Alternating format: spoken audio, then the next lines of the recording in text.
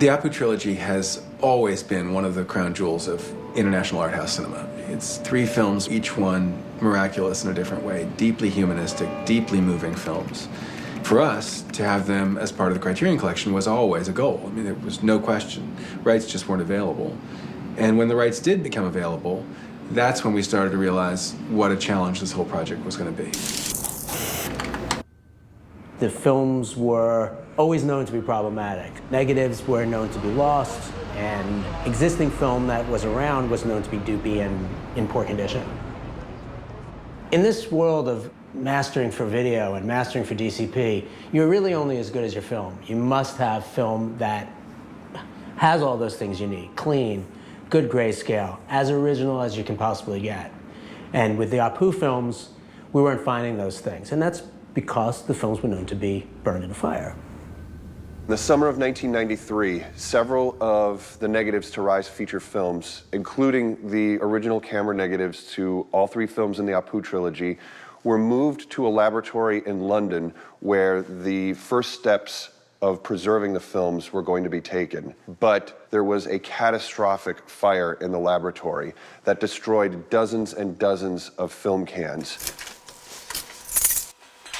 But luckily, the director of the Academy Film Archive at that time, Michael Friend, asked the laboratory to box up everything related to Rai's films. Every film can, every piece of film, whether it was even ash at this point. He wanted everything gathered up and moved to Los Angeles.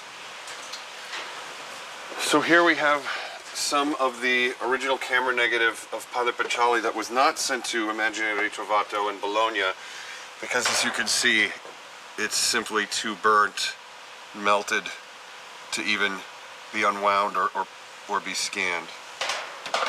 This is not a good feeling showing this. This feels like what I imagine coroners must feel like. You can kind of smell that too. This is what a film in good shape looks like that hasn't been through a fire. Nice, round, and perfect.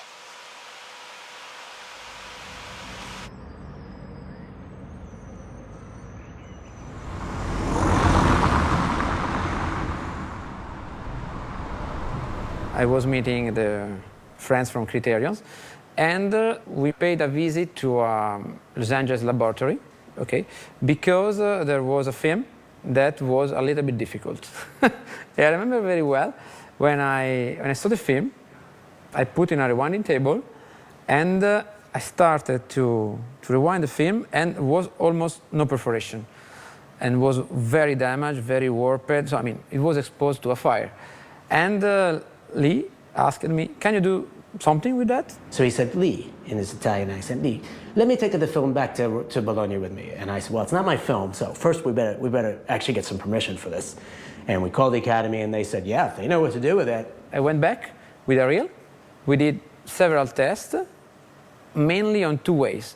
One for the film repair, for reconstruction, because where we have no perforation, we have to recreate perforation.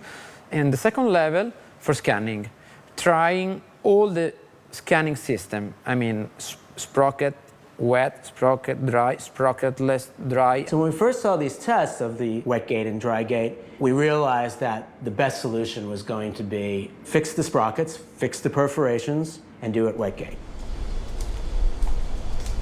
This is the chemical department where we put the film in treatment. Apu Trilogy had a rehydrating treatment and was made with some chemicals, water, glycerin, and acetone. We put the chemicals in this brick. We put the brick here under in this rehydrating bell, and we put the film up, and this way the gases comes up and goes in the film. So this is the original negative of Pather Panchali, the first film of the Apu Trilogy. And this negative was exposed to fire. So we had a lot of problems melting problems and burned parts. So we had to think about the repair in another way. This is a photo of how the wheel arrived to us. As you can see, really burned in some parts. So the first thing was to cleaning. In this case means cutting all the edges, the burned edges. So 300 meters in this way and 300 meters in this way. This is the 300 meters of edges that we had to take out. Normally we don't cut anything of the film, but in this case, to be able to use the good parts, we had to clean it in this way. It took us like almost 500 hours to reconstruct all the perforation in 8 reels of this negative.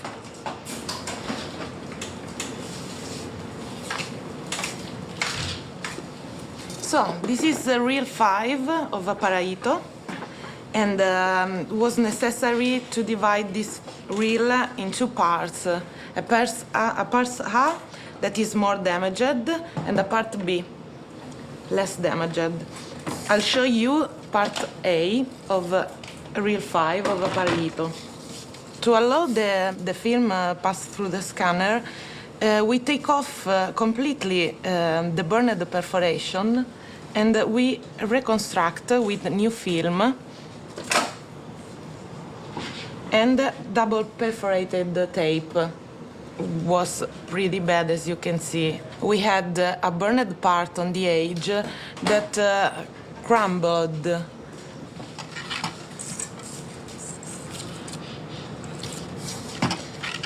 Then I can check if some piece of new film is more than I need.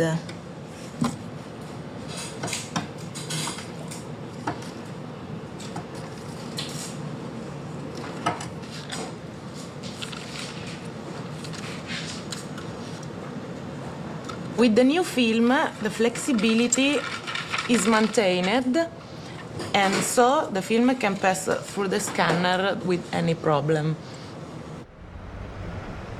Having the repaired negative for Pather Panchali and Aparajito was great, but we still needed to fill in material we couldn't use from the negative, and that was quite a bit of missing footage. So what we had to do was literally comb the world's archives for replacement film, like dupes and prints and anything that could be used. We had to look at all of it and see what was the best. And then we had to create like a digital timeline of all the sources and choose what film elements would provide the best source for the shot or scene.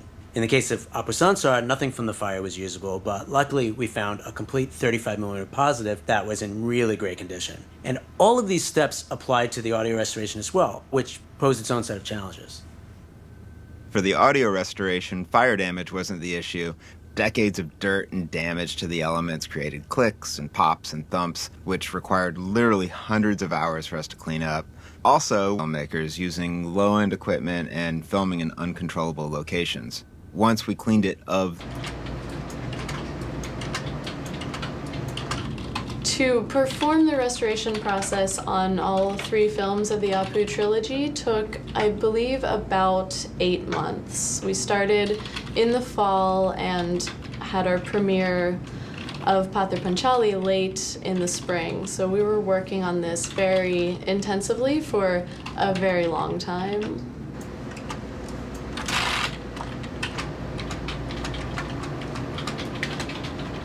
We stabilized the image, we ran deflicker, we did dust and fix, pulling out all the little tiny speckles of dirt, and we do all the automated processes so we can send it out to MTI where the operators can work manually and pick up anything I can't fix here.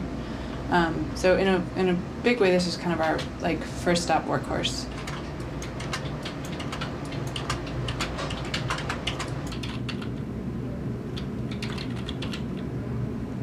I'm working with a program called MTI Nova, which is a manual program that we use to remove dust and dirt from films. We also use this program to remove scratches, to do a little bit.